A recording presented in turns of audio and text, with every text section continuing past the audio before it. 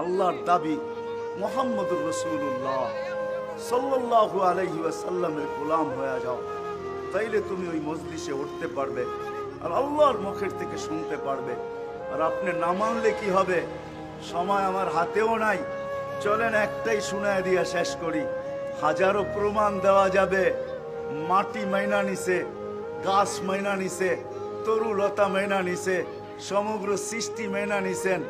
এমনকি এখনো আসেন নাই মার পেটে অবস্থায়, মার পেটে এখনো দুনিয়াতে পা রাখেন নাই। আমেনা বলতেছে, আমেনা আমি যেদিক দিয়া যাই ওদিক থেকে সালাম আসতে থাকে। আমেনা দুজাহানের বাদশাহ খাতামুন নবীগিন, নবুয়তের ঘরের তালা তোর পেটে চলে আসছে, তোকে সালাম। আমেনা বলতেছে যেদিক দিয়া যাই। যদি মত স্বাধীনতা মানুষকে আল্লাহ না দিতেন, তাহলে বাকশক্তি আল্লাহর, আপনি বলবেন আল্লাহর বিরুদ্ধে, এটা কি পসিবল নাকি? হ্যাঁ, কি সম্ভব? হ্যাঁ, বাকশক্তি কি দুনিয়ার কেউ আমাদেরকে দিছে নাকি?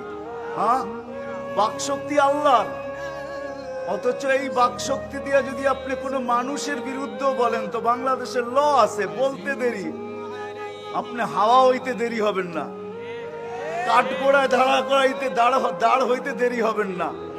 অথচ এই বাকশক্তি কে দিছে? আল্লাহ বলে তোকে স্বাধীনতা দিছি, বাক স্বাধীনতা আছে তোর, বলতে থাক, আসতেছে দিন, শোন। এই জন্য কোরআন শুনায়া দিছে।